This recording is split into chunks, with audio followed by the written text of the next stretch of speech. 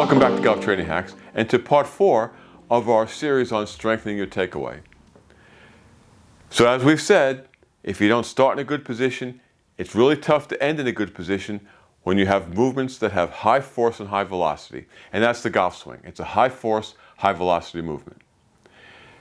So we worked on hip internal rotation, we've worked on T-spine function, we've worked on getting your scapula to move better. Now we're going to go back to your hips. Because along with hip internal rotation, which is that, you also need hip extension. Because as you take the club back, this hip is going into internal rotation, but it's also extending backwards. You're driving into the ground and extending towards the rear. That's how you're loading the posterior chain. So, as we said in the other videos, what we want is a nice wide takeaway. So as the shoulders rotate, this hip is going into internal rotation and it's extending backwards. So in this video, we're going to work on hip extension and strengthening the glute complex, in particular the glute max, which is responsible for hip extension. So let's get started.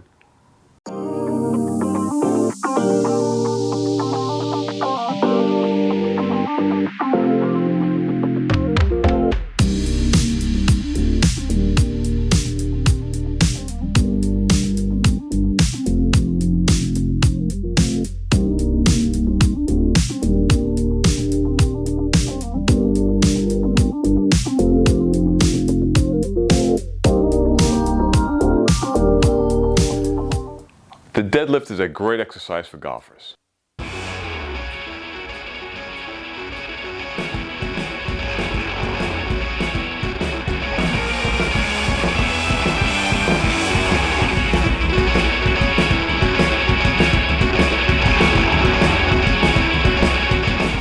It does several things. First, it trains your back to keep your spine in that neutral, safe position. And a neutral spine buffers force best. And there's a lot of force in the golf swing. So when you're deadlifting correctly, your spine is in a neutral, safe position under load or under force. And that's what happens in a golf swing. The next thing the deadlift does, it improves glute complex strength, your hip strength. It improves hip drive. And the third thing it does is help you with extension in your hips. And that's so important in the golf swing because in the golf swing, our hips are going backwards. And here's what I mean. As you're coming through your rotation into your impact point, this leg, this front side, this hip is forcefully driving into the ground and backwards. So this hip is extending and going backwards. On the rear side, as you're going into your backswing, this leg and this hip is forcefully extending and driving backwards. So from the side, as we come into impact and out of compression, this hip and this leg is driving forcefully into the ground and coming backwards. On the rear side, as we come into our backswing, this leg and this hip is forcefully driving into the ground and going backwards. So we are going backwards with a hip hinge movement in the golf swing. And this is what a hip hinge movement is. So a hip hinge is this. So if you think about what's happening on your rear side, it's kind of like a hip hinge on one side. If you think about what's happening on the front side, it's a hip hinge on the front side. The deadlift is a great exercise to begin to train that movement. When you deadlift with a kettlebell, you use the same technique that you would use if you were lifting a barbell with plates. You step up to the kettlebell, you keep your feet about shoulder width, a little wider or a little narrower, depending on your comfort level. You want to keep your feet parallel. They can be angled a little bit, 5 to 10 degrees. You don't want them very wide. So you're going to hip hinge back. Right? This is a hip hinge. You hip hinge back, and you drop your hands to the kettlebell, keeping that neutral spine.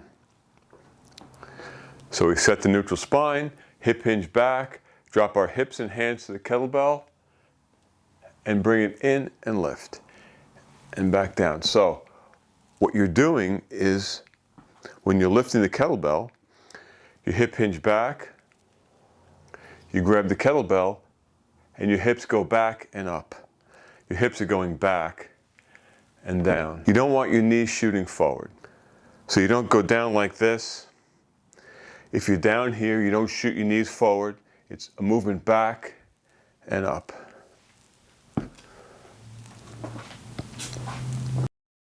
So that's deadlifting with a kettlebell. So you can deadlift with 2 dumbbells also. So when you're deadlifting with 2 dumbbells, you use the same technique that you would if you were deadlifting a barbell with plates. Start with your feet parallel. You can go a little wider if you'd like, a little more narrow if you'd like, whatever you're comfortable at. You just don't want to be too wide or too narrow. You want your feet to be parallel. They can be turned out just a little bit, but you really don't want to turn them out too far. That's a very weak position. Put the dumbbells in front of you, hip hinge back, drop down, and come up. Hip hinge back, and from the side, neutral spine, put the dumbbells in front of you, hip hinge back, down and up. And I'm keeping my back in that neutral position. So that's a deadlift with 2 dumbbells. You can also do it with 1 dumbbell. So when you're deadlifting with 1 dumbbell, you can put the dumbbell on its side, just like you would with a kettlebell. You step up to it so it's between your legs. Your feet are parallel, roughly shoulder width, hip hinge back, drop your hips and hands to the dumbbell, and lift. Keep your spine in that neutral position. From the side, dumbbells between your legs, feet are parallel, neutral spine, hip hinge back. You drop your hips and your hands to the dumbbell, and you lift it. So that's a deadlift with 1 dumbbell. You can also deadlift using pulleys. You're going to use the same technique that you would use if you were lifting a barbell. Now I have the handles by my side. I set a neutral spine. My feet are parallel. My feet are shoulder width. Hip hinge back, down, and up. So you want some tension on this because you want to feel like you're being pulled back. And I'm keeping a neutral spine through the whole movement. So that's how you can deadlift with pulleys. Along with getting some hip internal rotation on your takeaway, you also need to have hip extension. And that's glute complex strength, and in particular, that's your glute max strength. So in this video, we'll show you some ways to get some more strength into your hip complex, and in particular, your glute max. So I'm sure you've all seen hip bridges or done hip bridges, but we're going to do a hip bridge using a band and doing a single leg hip bridge to get some more strength into our hip complex. So I'm sure you guys know about that's a hip bridge, but we're going to do it with a single leg. So this is a single leg hip bridge. You can hold it isometrically, or you can do it with motion. But I'm going to use a band so I can put some force on it. Now we can put force on this several ways. You can put force on it by pushing out, then relaxing and taking it back. You can relax it by going out and then having yourself resist that force coming back. So I'm pushing this way, I'm pushing out as I'm pulling back. That's an eccentric contraction. Or you can have constant force on it by holding it, pushing out, and then trying to resist that force coming back. So there's 3 ways. So let's try that. So you go into your hip bridge,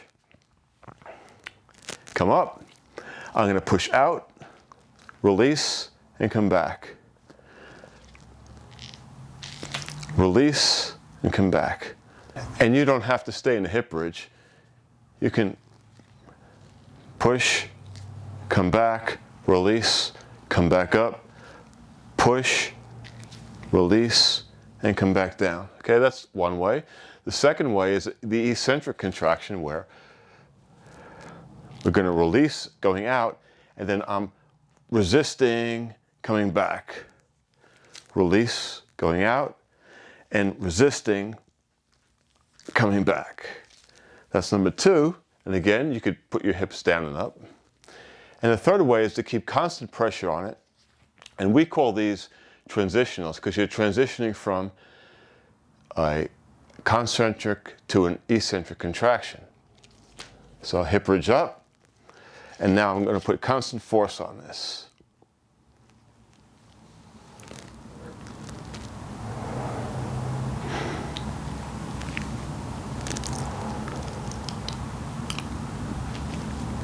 So that's a way to put some strength into your hip complex, and in particular, your glute max, to get some extension force into that rear side hip. So the show's going to come up. We're going to do a transition, all right? So we're going to push, push. Now here it's going to be 1, 2, 3, 4, 5. Push, push. 1, 2, 3, 4, 5. Push, push. 1, 2, 3, 4, 5. Beautiful. Okay. So that's a hip bridge with a single leg transitional, I mean that's our terminology, a transitional movement with an isometric contraction at the extended position of the hip bridge.